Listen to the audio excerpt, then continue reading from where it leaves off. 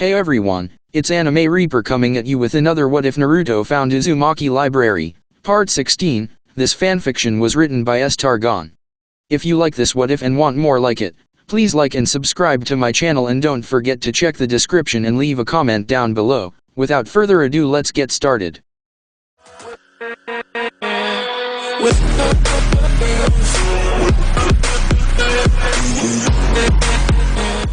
Chapter 17, All That in a Bag of Chips. Chapter 17. Chapter 17. Haruno Sakura felt her mouth drop open as she watched the medic nins run out into the arena and carefully place the body of Hyuga Niji onto a stretcher. She barely saw them carry the genin away. Instead, her eyes were fixed on the blood spattered on the ground. Damn, that was cold, Kiba murmured next to her, jolting her out of her shocked reverie. Sasuke grunted. Sakura turned towards her crush, but his eyes were intently fixed on Uzumaki Naruto. Their former classmate appeared to be getting chewed out by Gekko Hayate, the Jonin referee. Sakura turned to her sensei, who was sitting in the row behind them. He'd allowed them a break from training in order to watch the finals, for which she was very grateful. I never thought Naruto could be so brutal, she said after a moment, hoping Kakashi could explain what they'd just seen. He'd been better about doing that lately. The last month had been very different from their earlier training. During the first team meeting since their elimination in the preliminaries, Kakashi-sensei had said he'd been very disappointed by their poor showing. Sasuke, who'd been silent since the medic nins fixed his jaw, simply exploded, demanding that Kakashi train them. Kakashi-sensei had claimed that he was allowing them to develop their own skills, but if they couldn't be that responsible. What followed had been the most grueling workout Team 7 had ever undertaken. Since then, every team exercise had been like that. Kakashi-sensei had even started showing up for meetings on time mostly, and his little orange books had been conspicuously absent. Sakura jumped when Kiba made a disparaging noise. "I thought you were the brains of this team, Haruno," he said in a challenging tone. "You saw what that jerk did to Hinata." Sakura turned back toward her teammate, since Kakashi-sensei hadn't even acknowledged her question. "You think he's still that angry about it?" she asked. What she'd seen was so far beyond what she expected from Naruto, it just didn't make sense to her. "She's his partner," Kiba replied with a shrug. Sakura felt her eyes bug out at her teammate's insinuation. "Hinata is a nice girl," she snapped, slapping the back of Kiba's head. He'd let slip once that his sister did that to him, and it really irritated him. It was Sakura's best weapon for keeping the crude Inyazuka in line. "Not like that," Kiba protested, blocking her second swat. "Who has the dirty mind now?" he asked with a smirk. "Look, she's his teammate, and they train together almost constantly. Akamaru and I run across their sense all the time, especially near the training grounds. How often do you see one without the other during the day? At least before her idiot cousin put her in the hospital." Sakura frowned. "Why didn't you say so then?" she asked. "I meant partner, like Akamaru," Kiba shot back. "If someone deliberately hurt him, I'd kill them." The puppy wrapped around his neck, yipped and licked Kiba's cheek, making him blink. "That's why Sasuke's strategy was flawed," Kakashi-sensei said in a contemplative tone. "Taunting him did provoke a reaction, but since he couldn't attack Niji, you took his place. Maybe you got off lightly." With that, Kakashi-sensei reached forward and mussed Sasuke's hair, which Sakura knew irritated him to no end. But was that the only reason Sasuke-kun's scowl deepened? "Oh." Naruto scowled up at Hayate. "Do you understand?" the Jonin asked again. "One more late hit and I'll throw you out of here myself." "It wasn't a late hit," Naruto said, swallowing his anger. "You didn't say anything until after I hit him." "You already had him beat," Hayate said in a lower voice. "That was unnecessary." Naruto narrowed his eyes. "Just like before, right?" Hayate turned and coughed. "You aren't making yourself any friends here, Uzumaki," he said, though his voice wasn't as angry. Naruto could hear some angry shouts mixed in with the scattered cheers. If people hated him for beating the Hyuga prodigy, he wasn't sure he cared what they thought. "People already hate me for stupid reasons. Nothing I do here today will change that," he replied, shrugging.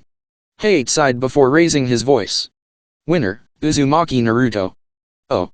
As the majority of the stadium erupted in applause, Umino Irika turned toward his neighbors in the quietest section of the stands. "Well," he said in a cultured voice, "I suppose that does make it official, doesn't it? It doesn't matter, one of the older Hyugas snapped.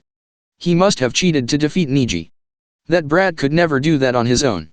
Therefore, any wagers are void. I say. Irika protested in a mild tone, will you be asking the Hokage to intervene? Surely he will see justice done. He glanced around to see if anyone reacted to that. Unfortunately, Hyuga Hayashi had left the moment his nephew had been knocked out. Inwardly, he was pleased that they seemed to have forgotten his earlier slip.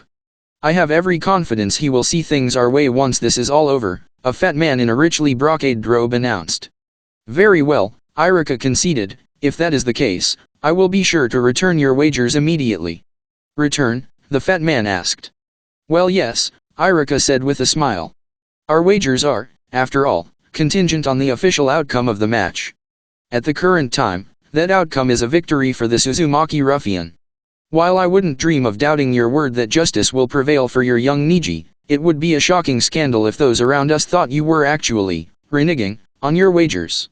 No sooner had the words left Irika's lips than several of his companions began glancing around. A few of the workmen and minor merchants near them did seem rather curious as to their lack of reaction to the conclusion of a spectacular match. That was more than enough to fertilize the seed of paranoia he'd planted. In short order, Irika was folding a collection of banknotes, money orders, and what looked like the deed to some sort of shop. Well, I am simply famished, he announced. I think I will make my way to one of the food sellers before the next match begins. If this decision is reversed, you may of course contact me through the Hokage's visitor registry. I am staying with a distant cousin, Wanumino Irika. With that, he made his way through the crowds as the next match was announced. He was a little worried that Naruto might have gone too far with Hyuga Niji, but he accepted that if he had, it was with reason. He'd just shown people the folly of doubting Naruto, he wasn't about to start doing it himself. He just hoped Naruto would accept a really big bowl of ramen in lieu of some cheering. Oh. Despite everything that had happened, Naruto was still surprised by the reaction of the spectators as he turned to retrieve his weights. He wasn't completely happy with how the match had gone, but he had won, after all. He just wasn't used to people clapping their hands and cheering. He couldn't remember the last time someone outside his circle of precious people had recognized his efforts. But it felt really good. Recognizing that warm glow, he finally did remember. Shino's parents. Mastering his emotions was hard, but he swallowed and reacted the way Hinata had shown him that night. He turned toward the Hokage's box and bowed deeply. Then he turned toward the center of the audience seating and repeated the gesture. The cheers grew even louder and Naruto found his hands were shaking a little as he pulled his chakra-enhanced weights from where they'd embedded themselves in the ground. Oh. Kurane felt her smile growing wider. She glanced over at Hinata, who appeared rooted in place. Naruto's gracious acknowledgement of the praise could only have one ultimate source, but she didn't think her subordinate recognized that. The girl seemed somewhat disturbed by the brutal conclusion of the match, but she needed to recognize the necessity of what had just happened. She also needed to understand that she did have value, and that what happened to her at the preliminary matches had to have consequences. Kurane shook her head, even as her hands continued adding to the applause. That was a concern for another day. She wasn't as concerned about Shino's match, but something could still go wrong. Oh. Naruto was still adjusting his wrist weights when he made his way back to the examinee's balcony. Did you fulfill all your stated objectives? Shino asked, turning toward him. Naruto nodded. Pretty much. It was difficult to ascertain at long distance, Shino observed, but the damage appeared extensive. Naruto shrugged. I did what I set out to do. Shikamaru glanced back and forth between the two of them. You're not up to something troublesome, are you? He finally asked in a disgusted voice. We are establishing a precedent regarding acceptable behavior towards allies and team members, Shino announced. To that end, we propose to demonstrate a willingness to use any and all means to obtain an equitable response, ranging from coercion, influence, and tactical intelligence, to, as needed, extreme levels of physical violence. Shikamaru rolled his eyes and sighed. How would you feel if someone hurt Ino and put her in the hospital for 3 weeks? Naruto demanded, frowning. Relieved, Shikamaru said, but then let out a grunt when Shuji elbowed him. Okay, that would be troublesome too. But he's her cousin. Do you think the Hyugas are going to like you messing around in their clan's politics? Naruto's eyes narrowed as he regarded the lazy Nara. Despite his demeanor, his classmate was smarter than he normally acted. He probably didn't want his teachers to expect more out of him. That is precisely the point, Shino replied. If we are willing to do that to her cousin, a member of a powerful and highly respected clan with a superior bloodline, then what will we do to someone else? Better if your teammate wasn't so weak she needed you two to protect her, the blonde girl from Suna spat in a disgusted tone. Her expression suggested that she tasted something foul. She's not weak, Naruto snapped, clenching his fists. Even an echo of Niji's words still had the power to enrage him. She's been told that all her life and it's nothing but bullshit. He made himself relax when Shino put a hand on his shoulder. The gesture from his normally reserved teammate was like a bucket of cold water on his anger. It's not weakness that kept Hyuga Hinata on her feet with a collapsed lung and lacerations of the left ventricle, Shino stated. It's not weakness that made her keep getting up to fight an opponent that knew every move of her fighting style and whom she had no real expectation of defeating. I believe the appropriate descriptor is determination. Naruto was vaguely aware that Shikamaru and Chuji were openly staring at Shino. Maybe they didn't know how badly Hinata had been injured, or maybe it was the undertone of anger in the usually emotionless Abarame's voice. In any event, the coldly analytical burst of killing intent made the Suna girl take a step back even as the face-painted guy stepped forward. If you disrupt the matches, I will kill you all, Gaara said, speaking up for the first time. While the red-headed boy was staring at Naruto when he spoke, the fear on their faces suggested that Gaara's words were directed more towards his teammates. In any event, the two of them pointedly turned their backs on the Konoha genin and joined their brother at the railing. Naruto swallowed. According to the dossiers Kurane had prepared, all three of the Suna genin were children of the Kaze cage. They sure didn't act like siblings as far as he could tell. Not for the first time, he wondered how accurate Hinata's guesses about Gaara's upbringing were. Would he act like that if no one had ever accepted him? He shuddered. Then his attention was drawn toward the arena. The next match, Hayate announced, his voice as loud as the wheezy Chiyunin could probably manage, will be Abarame Shino vs Akimichi Chuji. Naruto turned and gave Shino a quick nod of encouragement. Shino nodded back and turned toward the stairs. Naruto stepped out of Chuji's way as the heavy-set boy followed Shino. Then he slowly walked up to join Shikamaru at the railing. To be honest, Naruto wasn't as worried about this match as he might have been. While the Akimichi boy had hurt his preliminary match opponent worse than anyone else, it hadn't really been intentional. The older genin he'd crushed was still recovering and, from what Naruto had heard, Asuma had to talk Chuji out of dropping out of the exam in remorse.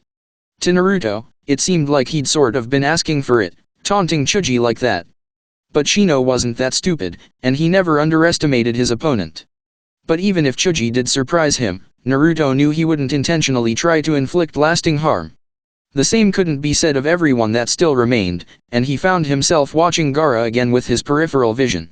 As the boys walked out onto the grounds, Naruto noticed Chuji was strapping some metallic bracers to his forearms. He knew from Kurane-sensei's notes that some Akimichi, including Chuji's father, augmented their impressive physiques with heavier armor than most shinobi. Chuji hadn't started to do so before the exam, but watching Shino's match with Kiba evidently persuaded him to start.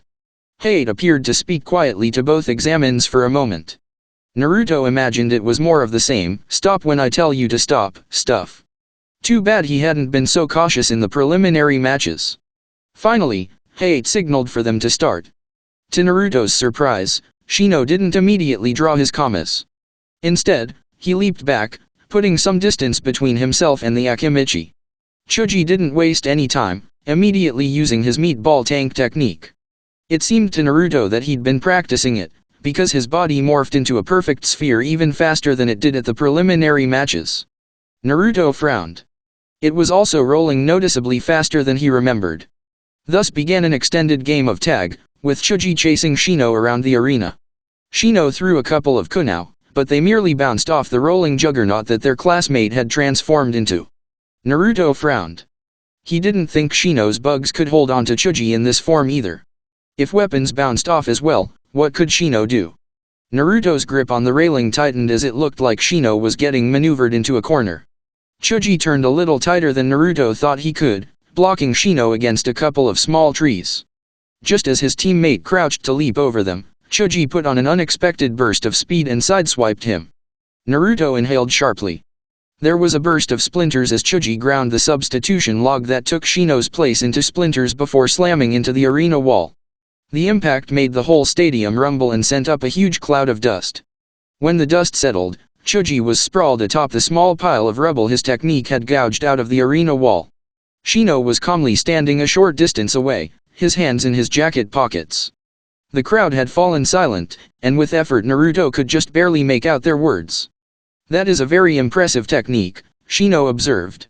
"Not impressive enough," Chuji groaned, rolling onto his knees to face his opponent.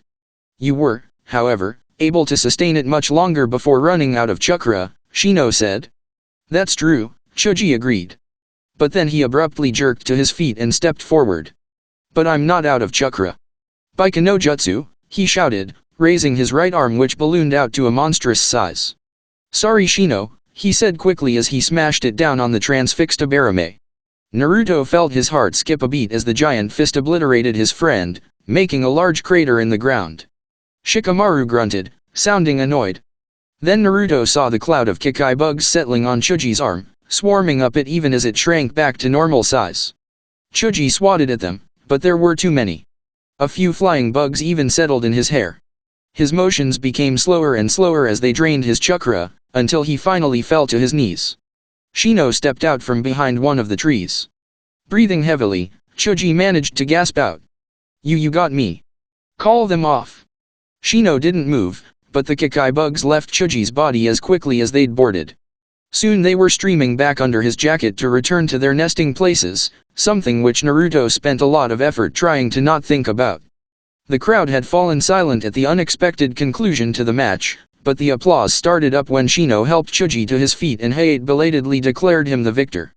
The cheers continued as the boys made their way off the field. When they returned to the examinee's balcony, Naruto was amused to note that while Chuji was eating rapidly to restore his chakra reserves, Shino also held an unopened bag of chips in his hand. "Oh." Up in the stands, Abarame Misato leaned against her husband's shoulder. "He's such a good boy," she cooed. Shivi adjusted his glasses and then nodded. The resolution of this match without unnecessary rancor speaks well regarding his maturity and emotional restraint. It is, however, probably for the best that he was not required to meet the Hyuga we witnessed in the first match. Misato shrugged. "It might be better for that thug, but I think it wouldn't hurt Shino at all. You Abarame men are so quiet, it's pretty striking when you get passionate about something. It's about time Shino had a few girls after him." Shivi turned to stare at his wife, eyebrows clearly visible above his glasses. "What?" she asked with an innocent expression. "It worked on me, didn't it?" Shivi chose not to answer that question. The other Abaramis sitting near them didn't react either.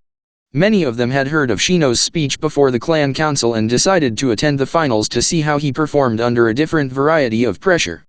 But everyone in the clan was familiar with Misato's eccentricities. "Oh." Kurane let out a quiet sigh of relief when Shino won. Chuji had performed slightly better than expected, but Shino had allowed for that as well. "That was kind of boring," she heard someone say behind her.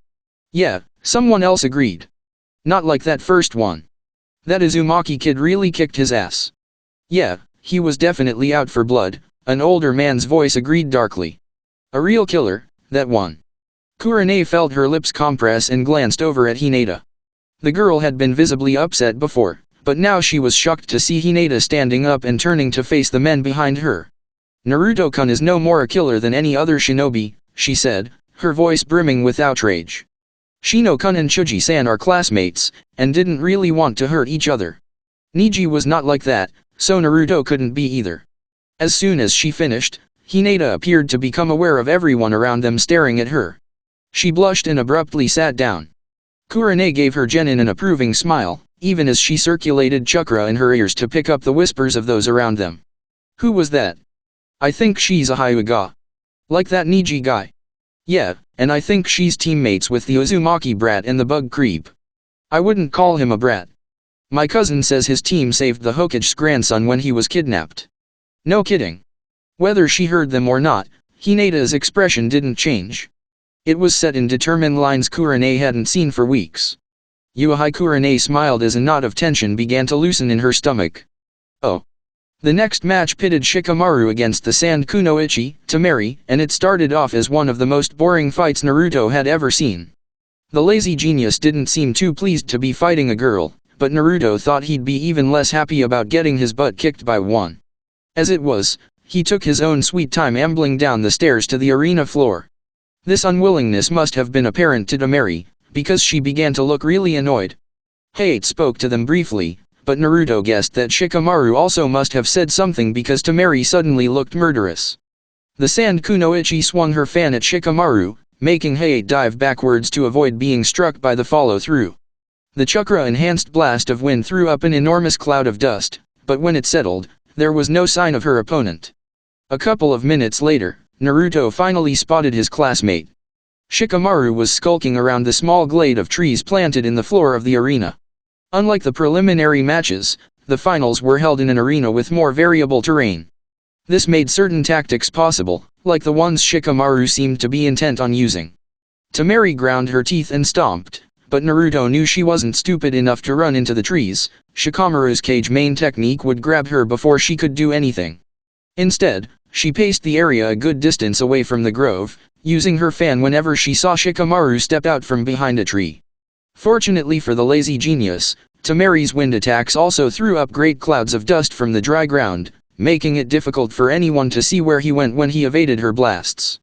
In short, the trees were taking an awful beating, with branches snapped off and strips of bark ripped from their trunks, but Shikamaru managed to avoid serious injury. Tamari began to press her attack, moving in closer. However, after one of her blasts, Naruto grinned to see a shadowy tendril emerge from the dust cloud, sliding along the ground toward Tamari's feet. Unfortunately, the Kunoichi saw it as well and leapt backwards just as Shikamaru's jutsu hit the limits of its reach. Tamari contemptuously drew a line in the sand with her fan and thereafter refused to get closer, even for a moment. The barrage of wind attacks resumed with no further response from Shikamaru. If it wasn't for the occasional glimpse he saw, Naruto might have wondered if a stray hit had disabled him. After almost half an hour of this, Naruto saw something fly up out of the treetops. It spun as it unfolded, revealing itself to be Shikamaru's jacket, turned into a parachute weighted down with a kunai. Shikamaru's shadow shot out again, much faster and thicker this time. It became thinner as it slowed down, but it reached much further than before. Naruto glanced up at the sun, and realized it was significantly lower in the sky now, extending the shadows of both Shikamaru and the arena walls. Unfortunately, Tamari glanced up as well, and saw the improvised parachute just as Shikamaru's tendril touched the parachute's shadow. Boosting itself off of the parachute, it arced toward Tamari's feet, but she was already in motion. Leaping backward, Tamari swung her fan, getting her whole body into the motion. The parachute was flung away by the stiff wind, foiling Shikamaru's attack even as the backdraft kicked up another cloud of dust. But when the dust cleared, it revealed Tamari standing in an unnatural posture. It took only a moment for Naruto to realize that she was aping Shikamaru's stoop-shouldered crouch. As the dust settled, he saw Shikamaru's shadow extending forward from his feet, angling off toward the holes Naruto's weights had left in the ground. The sun was at a sufficiently sharp angle to leave the bottom of them in shadow, and it looked like Shikamaru had used those shadows to boost his own shadow far enough to capture Tamari. The Kunoichi's face was a mask of chagrin as she straightened up and marched toward Shikamaru, just as he walked toward her. The only difference between them was that she actually held a fan in her hands, while Shikamaru's hands grasped only empty air. When they were about 10 feet apart, Shikamaru peered intently at her, cocking his head to the side. It was odd seeing Tamari do the same. The grimace on her face spoke volumes. "I could make you beat yourself unconscious with your fan," Shikamaru said with a sigh, "but that would be far too troublesome. I give up." Shikamaru released his shadow from Tamari, turned, and ambled back toward the stairs. Naruto thought he could hear a cricket chirping somewhere. Oh. Tamari didn't even look at Hayate as he reluctantly declared her the winner. Her face a mask of embarrassed fury, she jumped on her fan and rode it directly up to the balcony. Naruto glanced over at the sand genin. Gaara's face was an emotionless mask, but Kankuro was barely suppressing a smirk. But as Tamari landed, the massive killing intent she radiated seemed to make him change his mind about saying something. Choji sidestepped until Shino was between him and the sand team. Naruto frowned for a moment, and then headed down the stairs at a quick trot. He didn't understand what was going on down there, but he didn't think Temari was in any mood to talk. As he suspected, Shikamaru was less than a quarter of the way up the stairs when he met him, ambling along like he was in no particular hurry. Shikamaru frowned when he saw Naruto. "Are they making you fight again? I didn't think your next match was for a while yet. Why did you give up?" Naruto asked bluntly, taking care not to raise his voice. Shikamaru sighed. "It's too troublesome, that's all." Naruto shook his head. "No more troublesome than having to take the whole Genin exam over again because you crapped out at the last moment." Shikamaru's eyes narrowed. "When did you start thinking about something besides pranks and ramen?" he asked. "Sensei expects more from me," Naruto answered. "And you still haven't answered my question."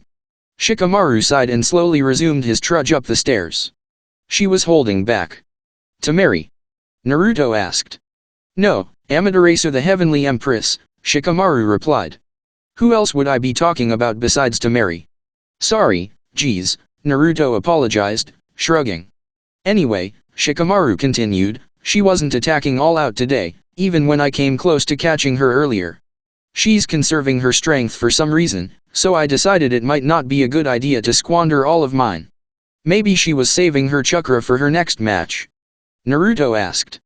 He tried to remember who she'd be fighting next. "I'm not quite that pathetic, Naruto," Shikamaru replied with a disgusted look. "And I did catch her in the end. I don't know if there is something going on, but if there is I will be ready." Naruto frowned. "All right. You tell Chuji and I'll let Shino know." "Oh." Up in the stands, Sarutobi Asuma scowled. It was official now, both of Kurene's students have advanced farther than his. He took a drag on his cigarette, knowing it would be the last one he would enjoy for the next couple of months. If Shikamaru had beaten both of her students in the finals, he could have claimed a victory, no matter that Chuji was defeated. He sighed. Getting Kurene to pose for that swimsuit calendar would have been a major coup. He would even have allowed her to choose a tasteful, conservative suit. The fact that he'd gotten her to do it would have made him the envy of Konohagakure, at least the male half. He shook his head, annoyed at his lazy genius of a student. It didn't make sense. He'd told Shikamaru that if he forfeited he'd be paired with Ino for every group exercise until the end of the year. Usually, Asuma partnered up with the bossy blonde himself to give the boys a break, something he knew Shikamaru appreciated. So why would? Asuma's frown deepened. He sat up in his seat and tugged on the sides of his vest to straighten it. This also gave his fingers the chance to loosen his trench knives in their scabbards. He glanced across several rows to where Kakashi was sitting and caught the Jonin's eye. Something might be up. He glanced over to where Ino was sitting with her parents. She would be all right there. Too bad Guy hadn't returned to his seat yet. Oh. For obvious reasons, the arena had a small but well-equipped infirmary. The nature of shinobi combat was such that immediately life-threatening wounds were always a possibility, so sending the injured across town to the hospital wasn't an option. Two men, one garbed in flowing white, the other in stretchy green, confronted each other in the hallway outside the medical bay. It was fortunate that the room was chakra shielded to aid in performing delicate medical jutsu. For if the seals carved into the walls had not been there, the massive killing intent in the hall might have distracted the medics from their urgent work. "They are still seeing to him," Mato Guy said in a quiet voice. "He's lost a lot of blood." Hyuga Hayashi's eyes narrowed marginally. "I'm sure you feel quite vindicated after he spurned your assistance this past month." The words were spoken in a calm tone, but the undercurrent of venom was unmistakable. Guy shook his head. "No. It was his choice to make. As it will be his choice whether he learns the youthful lesson or not." "Lesson?" Hayashi inquired in a polite, but cold voice. A minute vertical crease had appeared between his eyebrows. "Niji has finally encountered a foe that all of his anger and his bitterness could not defeat," Guy declared. "If he takes the correct path and casts aside his past, he will finally be able to stoke the fires of his youth." With every word from Guy, the crease deepened until it began to resemble a drawn-together scar. "Enough." Hayashi finally snapped. "No more of your drivel. Niji failed today, and has drawn shame to the Hyuga name. He will make amends for this. And if he extracts any of your youthful lessons from this utter failure, I'll activate his seal myself." Hayashi spun toward a nurse who'd stepped out of the clinic to see what all the shouting was about. She froze in place, terrified at being subjected to such massive killing intent. I am to be informed the moment Hyuga regains consciousness, is that clear? It took a moment for the hapless woman to find her voice again. Why yes, Hayashi-sama, she finally stammered. Hayashi spun on his heel and stalked off. Guy quietly cleared his throat, jerking the woman out of her relieved reverie. How is Niji doing? He asked in a quiet voice. Oh. By the time Naruto and Shikamaru made it back up the stairs, Shino and Chuji were openly staring at the sand team. Hey, do I look stupid or something? Kankuro demanded belligerently. What's wrong? Naruto asked. Shino turned towards him, but Naruto had a feeling his attention was still focused on the Suna shinobi. Kankuro forfeited as soon as his match with Gaara was announced, he said.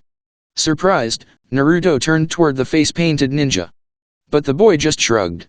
I know there's no way I can beat Gaara, so it's stupid to even try. Remembering Shikamaru's observations, Naruto began to feel even more uneasy.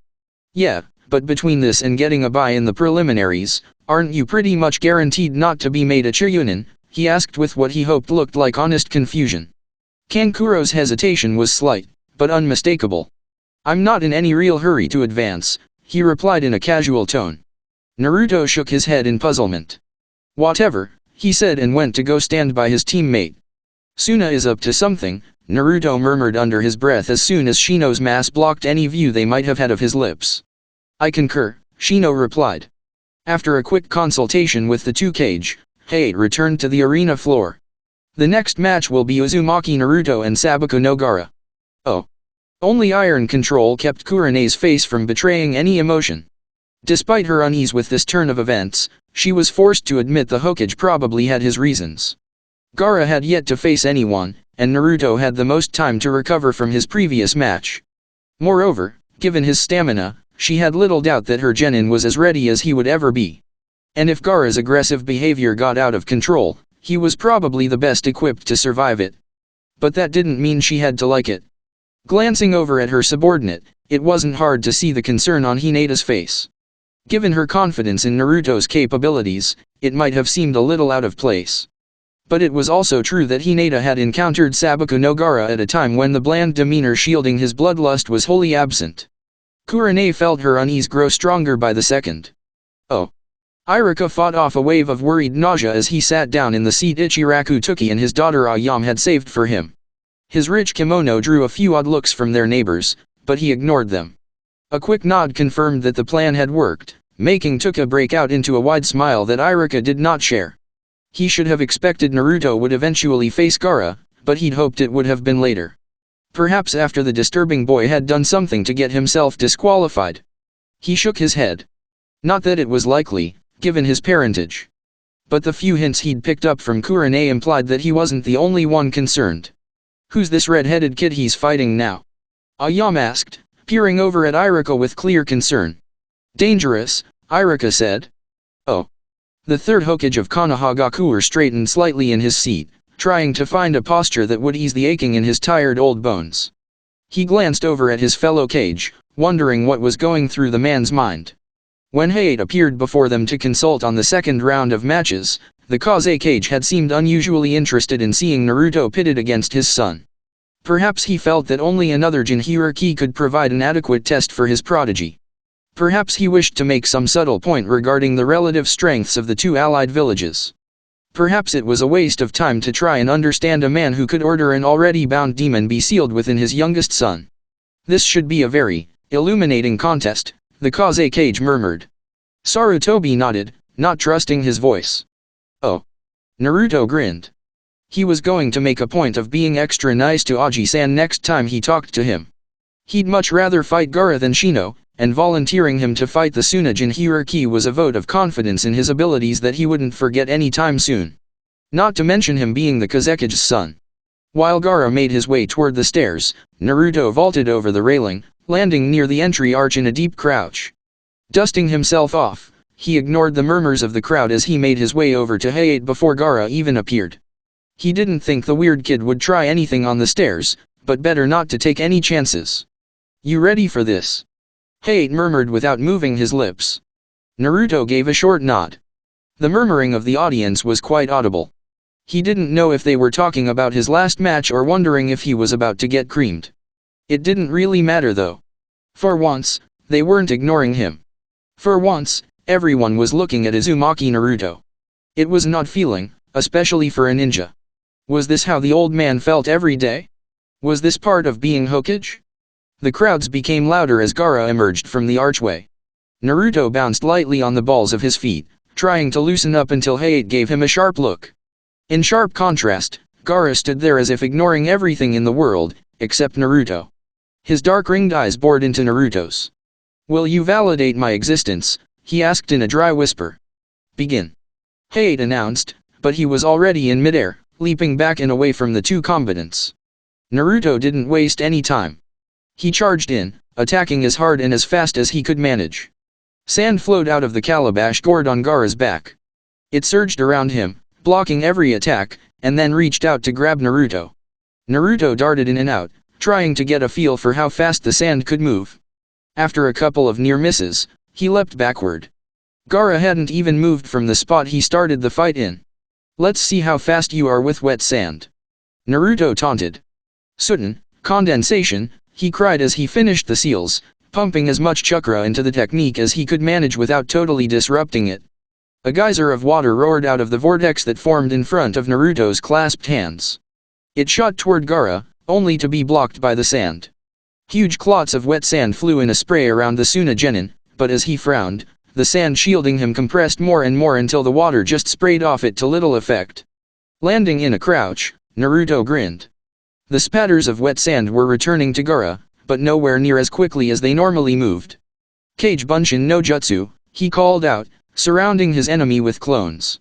The clones scattered, throwing kunao and loose stones, dodging back as tendrils of sand lashed out at them. Naruto circled around, dodging like crazy, even using Kawarami no Jutsu to switch places with his clones to avoid pounding hammers of sand. Every time he got a clear shot, he blasted Gaara with another overloaded Sudden fire hose. It was getting harder and harder to do as he leached most of the free moisture from the air and ground of the arena. But it forced Gaara to tie up more and more of his sand into forming a sandstone shell around him to stop the blasts.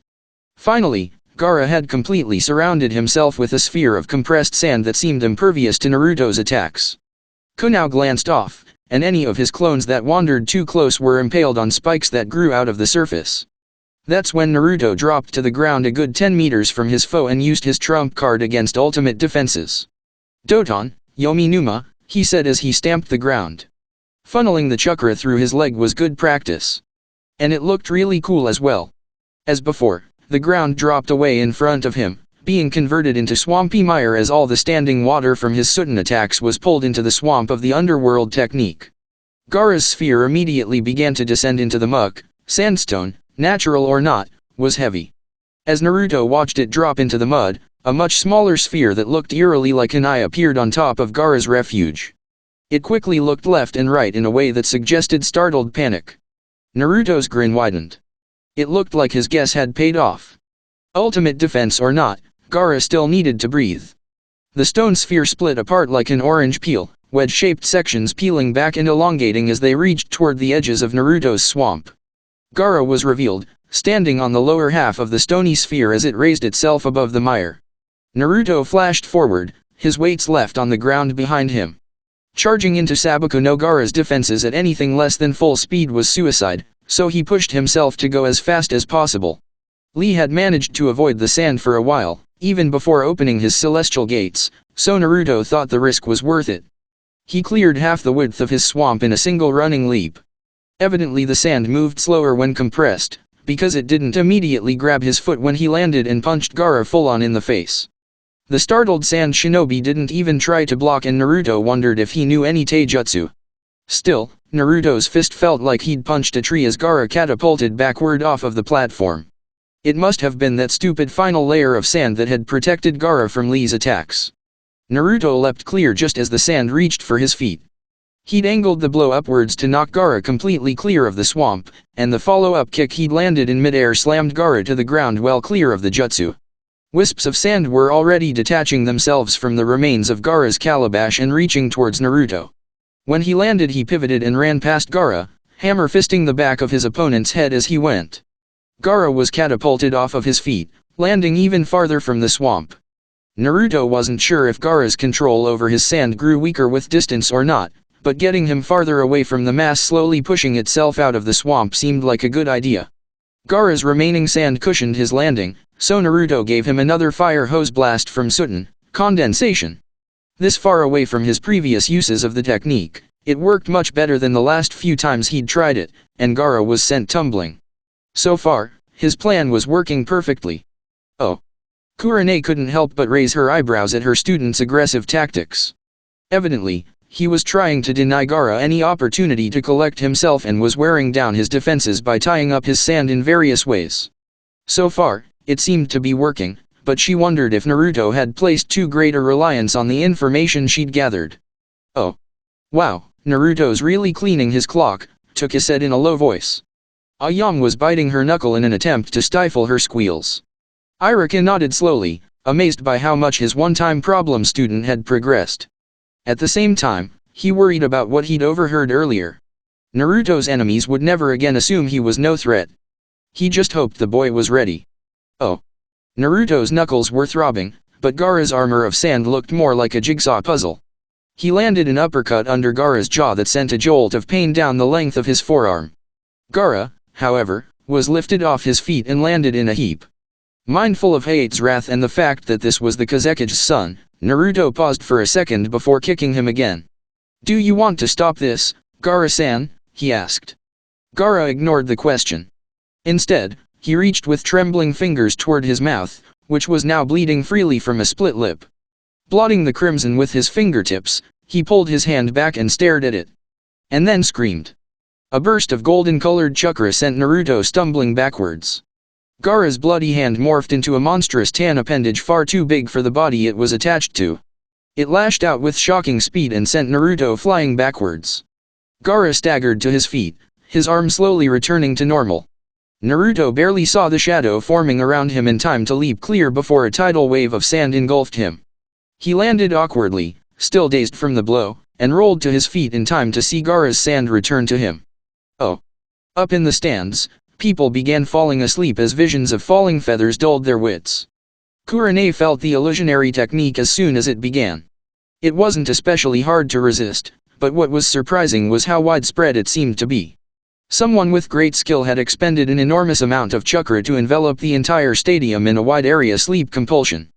The genjutsu was, in fact, so widespread that she couldn't really home in on the source of the technique either. With some pride, she noticed Hinata suppressing her own chakra to shed the effects with almost the same speed as her teacher. Oh. Shino's colonies registered the presence of foreign chakra even as he noticed the motion in the stands as the spectators began keeling over. If his assumption was correct and this was a genjutsu effect, it did not seem to extend downward to the examinee balcony. He turned slightly to examine the Suna shinobi using his peripheral vision. Their body language proclaimed that they were tense and expectant, but not surprised by this turn of events. He twitched his fingers to signal Shikamaru as he ordered both his colonies to attack the sand ninjas. If he was incorrect in his projections, he would deal with the consequences later. Kikai bugs poured out from under his jacket, coating the floor as they surged toward the enemies of Konoha. Oh. Sabaku no Gaara weaved unsteadily on his feet, clearly disoriented from the beating he'd just taken. However, he had reclaimed his sand and Naruto knew he was back to square one. His opponent's automatic defense wouldn't likely be affected by any dizziness. Moreover, Naruto had no idea how he'd been knocked back like that.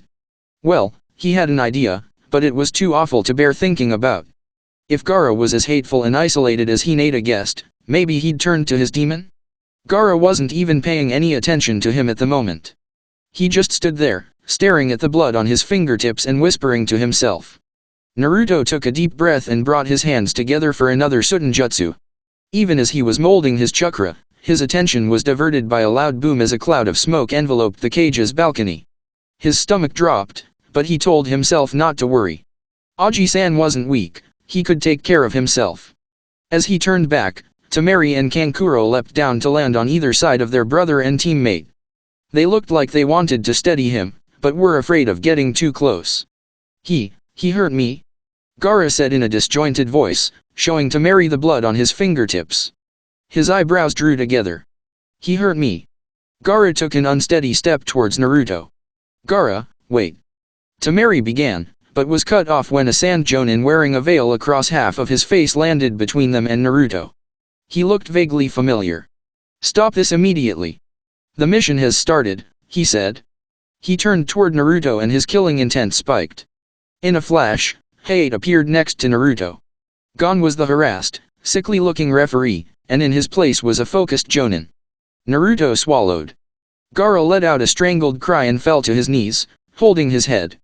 The sand jonin scowled and turned. "What's wrong with him?" he asked in a harsh voice. Temari hovered over the red-haired genin with a worried expression. "He's dazed. He might have a concussion." The armor of sand protected him from a lot of the damage, but it used up most of his chakra. "I don't think he can use it anymore." "Idiot," spat the sand jonin, who Naruto now recognized from his briefing as Baki, the sand team's jonin sensei. "I told him to take this seriously. Gaara is the sand's trump card. Get him out of here until he's had time to recover. Then you will resume the mission." Kankuro gingerly helped Gaara to his feet, hauling an arm across his shoulders. "What about you, sensei?" Temari asked. "I will deal with these," he replied, turning back toward Naruto and Hayate. "You think it will be that easy?" Hayate asked as another jonin, this one with a senbon needle in his mouth and cloth tied over his hair, landed next to him. "Go!" Baki ordered, and they leapt out of there just as a pair of kunao thudded into the ground where they'd been standing. Shino and Shikamaru, kunao in their hands, started after them, but Baki turned toward them with murder in his eyes, and they hesitated. Behind them, Naruto could see a tired Chuji puffing toward them, clearly still low on chakra. "So," the senbon chewing jonin said with a lazy grin that never reached his eyes. "Is Orochimaru behind this little party?" The sound of that name had Naruto baring his teeth. If Sensei was right, he owed that freak the beating of his life. Then his eyes wandered up toward the stands. Everyone was lying down like they were asleep or dead. A few people were up, but all of them were fighting. "Sensei. I don't know about that," Baki replied. "But none of you are leaving this arena alive." "We'll handle this," Naruto, Hayate said, stepping between him and Baki. "I'm afraid the exam is over now."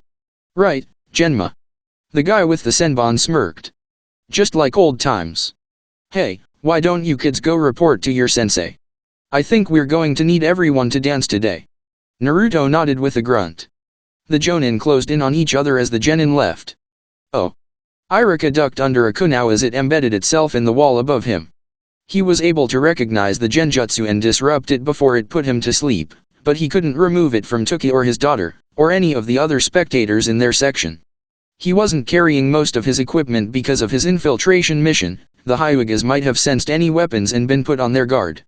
But the sleeping bodyguard of a fairly prosperous-looking merchant had a short sword he was able to borrow, and he was putting it to good use against shinobi wearing sound Hitaiite. He heard the explosion and saw the cloud of smoke where the Hokage had been sitting, but he couldn't really spare it any attention. There were enemies right here, threatening helpless civilians from his village. His elaborate kimono bore numerous tears from near misses, and his blade was stained with blood, but he was damned if he was going to abandon them. Iruka dove forward into a roll as two more kunao flew toward him. One nicked his ear, but he ignored the pain as he closed in with a sound ninja that tried to use a substitution technique just an instant too late. The hilt in his hand jolted as he rammed the sword through the ninja's stomach, glancing off the spinal column. Oh. Neither Naruto nor Shino wanted to risk getting trapped inside the stairwells. Ignoring their protests, Naruto grabbed Chuji while Shino grabbed the back of Shikamaru's mesh shirt and they ran up the arena wall to the stands. Seeing all those people laid out and helpless made Naruto's stomach turn, but he concentrated on looking for motion. He saw Konoha, Suna, and Sound Shinobi flash from point to point, accompanied by the clang of metal on metal. He tried to remember exactly where Kurane-sensei was planning to sit when Shino gestured for them to follow him. The four genin cut through 3 sections of seating. Naruto ignored the dead bodies, glad that most of them appeared to be wearing hidden sound insignia. But his stomach flip-flopped when he saw a young girl in civilian clothes with a kunao buried in her stomach, eyes opened in death. She'd never had a chance. "Are you sure?" Naruto started to ask Shino, but stopped when he saw a shinobi wearing a gray jumpsuit with a mantle made of black and white camouflage material. The Otonin turned toward them, raising a kunao when a tree suddenly sprouted from the stands beside him. In an instant, the tree's limbs reached out and engulfed him, twisting his head around as he thrashed. There was a loud crack and the ninja stopped moving. The tree melted away to reveal Kurenai-sensei with her hands around the man's neck, which she quickly released. As the dead ninja fell to the ground, Hinata stepped around her teacher, her Byakugan active. "That's the last one here, sensei," she reported in a quiet voice. Naruto let out a breath he hadn't realized he'd been holding. "Team 8 is reporting for duty," Shino said, adjusting his glasses. "We appear to have been betrayed by both sound and sand. There was some sort of plan involving Sabaku Nogara, but it has been derailed by Naruto's action. The Sand Genin escaped with help from their Jonin instructor, who is now fighting 2 Konoha Jonin. We were instructed by them to report to you for further orders." Kurenai nodded, and then glanced over at Shikamaru and Chuji. "Yeah, us too," Shikamaru added. "Asuma should have known something was up when I forfeited. Have you seen him around?" Kurenai shook her head and the lazy Genin sighed. Turning to Naruto, Kurenai looked at him intently. "Naruto, how are your chakra reserves?" Naruto took a deep breath. He didn't feel very tired, but he wasn't quite as fidgety as normal either. "Good enough, sensei." Kurenai looked out across the stadium. "I don't think any of our forces will be affected, but this genjutsu is rendering a lot of people helpless and we can't evacuate them all." She turned back toward her genin. "Naruto, I want you to generate a chakra pulse to dispel this for everyone." Naruto nodded and began focusing his chakra. "How far do you want me to push it?" he asked in a tight voice. Kurenai frowned. "I can't tell from here how far this extends. Push it as far as you can." Naruto closed his eyes to focus, trusting his team to protect him while he was concentrating. He brought his hands together as the pressure below his hara became almost unbearable. He opened his eyes just in time to see Hinata quickly shutting off her Byakugan, holding up a hand to shade her eyes against a bright blue glare. "Naruto Maijutsu," he growled, feeling his hair stir in an invisible wind, "chakra pulse." Naruto had spent every afternoon of the last 3 weeks working on ninjutsu with Jiraiya, the self-styled toad hermit of Konoha. In between cajoling the old pervert to show him new techniques, Naruto had also been engaging in elaborate exercises to develop his chakra control. It shouldn't have been a surprise to him that this might affect how he performed other techniques. But it was. A shockwave pulsed out in all directions, as visible as a thick pane of glass that refracts the light. Shikamaru and Chuji grunted as it passed through them, while Shino actually winced. Kurenai and Hinata were standing a little further away, and while the Jonin didn't react, Hinata did blush heavily. But the most visible reactions were among the sleeping spectators, who immediately flinched and woke. Oh! Umino Iruka was on his last legs. His clothing was torn to rags, he was covered with bruises, cuts, and scrapes, and the sword he'd appropriated had just been knocked out of his hand. The sound shinobi he'd fought, who was at least upper Chunin if not an actual Jonin, wasn't looking that much better. But at least he was still armed. Iruka flung a bloodied hunk of what used to be a 5,000 ryu kimono at the Otonin's eyes, but he was too experienced to fall for such a trick. He slashed it out of the air without dropping his guard, cutting off Iruka's escape. Iruka edged back into the corner, warily measuring his opponent's reach with his kunao.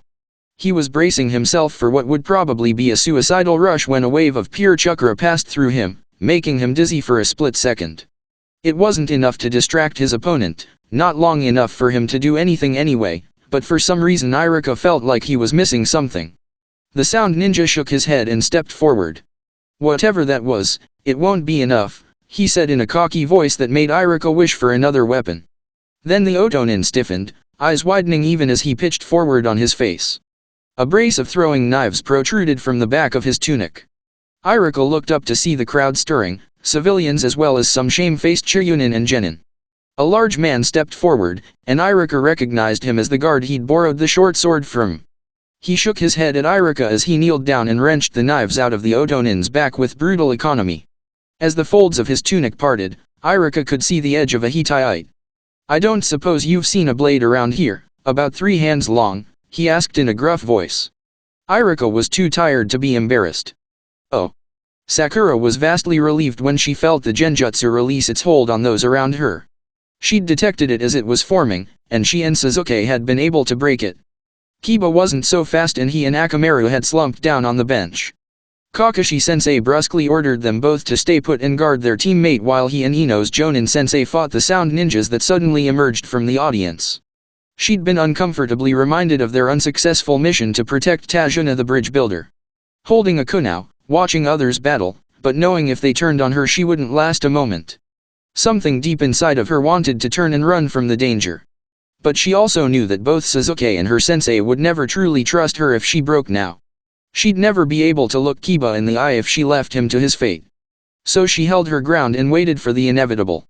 Then a surge of chakra nearly sent her to her knees.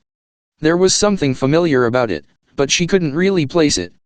That odd sense of déjà vu was quickly forgotten as the people around her began to wake up, including Kiba and Akamaru. Abruptly, the sound ninja began to withdraw. It was clearly one thing to use superior numbers to face the few elite that resisted the genjutsu. But it was something else when all the Chunin and Genin joined in as well.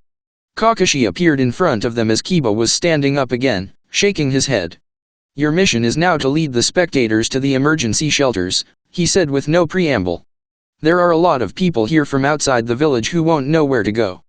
Once you get them there, you will join the guard force until you are relieved. Is that clear?" Gone was the playful cajoling tone he'd used so often. In its place was the voice of an Umbu captain giving orders in an emergency. Sasuke-kun looked rebellious, but didn't object. Sakura let out a sigh of relief. Oh. Outside Konoha, teams of sound shinobi were entering the last phases of a very elaborate summoning ritual. Such rituals were necessary to perform summons that any one of them lacked the requisite chakra to perform. Sitting in precisely delineated positions along and within the summoning circles, they had just unfurled their carefully prepared scrolls when a wave of almost solid chakra passed through the clearing. The delicately chakra-infused summoning diagrams shattered like spun glass smashed with a sledgehammer. The carefully calibrated summoning, designed to call forth one of Manda's oldest offspring, was irrevocably fractured. Instead of summoning a senior envoy of the snake leader, it called forth thousands of his newest spawn. These newborn snakes were barely larger than a finger, too mindless to understand human speech, and extremely irritable after their first summoning. They were also horrifically poisonous. Within 40 seconds every mammal in the clearing was dead. Oh.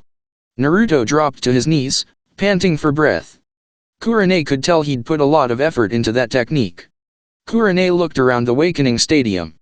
"I knew that would be useful someday," she said approvingly. Naruto gave her a tired grin. "While we may have foiled this gambit," Shino said, "I think there is more to their plan than a simple attack." Naruto frowned. "The Sunaku no Ichi, Tamari," she said something about Gaara being too dizzy and exhausted to use it. Whatever that means, their sensei got really angry when he heard that. He said Gaara was the Sans trump card. Kurane frowned.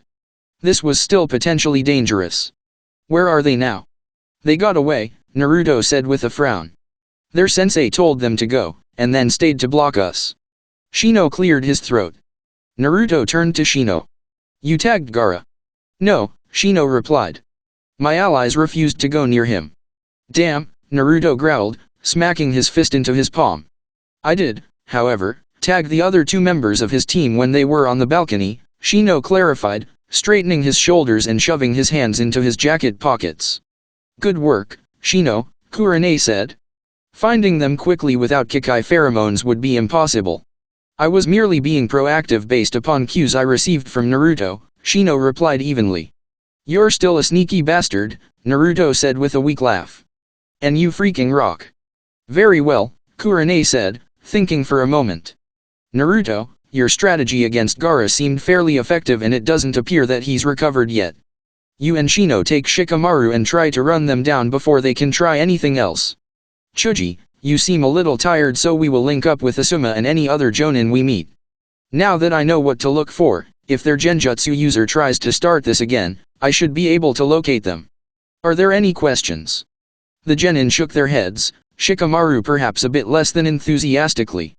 "Good. Stay alert and be careful out there," she said. "Now go." The three boys quickly made their way to the exit. Even Asuma's laziest student showed some haste. Hinata started after them when Kurane grabbed her shoulder.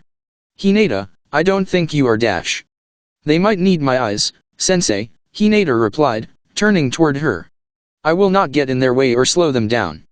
The girl's face showed an implacable resolve that robbed Kurane of any desire to stop her. She'd never seen the soft-spoken Hyuga looking quite so fierce. "Then hurry, Hinata," Kurane ordered. But be careful. Author notes. Many thanks to Runzamuk and Bibliophile for beta work that just reeks of awesome. Thanks also go out to the members of the Viridian Dreams Forum, whose speculations and tribulations drove the expansion of a couple of otherwise minor plot points. This Irika is for you, folks. As far as questions regarding future canon events, don't assume they will even be issues. Events that have roots that occur before the start of this story will still have their effects, but as you can see, the outcomes may be quite different. So asking me about the time skip is sort of meaningless right now. And just to be clear, Shino tagged Tamari and Kankuro before the first match. The attack he launched on the balcony is why they jumped down to the arena floor. No one wants to get eaten alive. If you have questions on my upcoming chapters, I have progress bars on my blog, and you can ask questions on the forum. The links to both are in my profile. That all for What If Naruto Found Uzumaki Library, Part 16. If you like the story so far, please show your support by liking the video and subscribing to my channel, and show your support to the author by following the link down in the description. Thanks for listening, and until next time.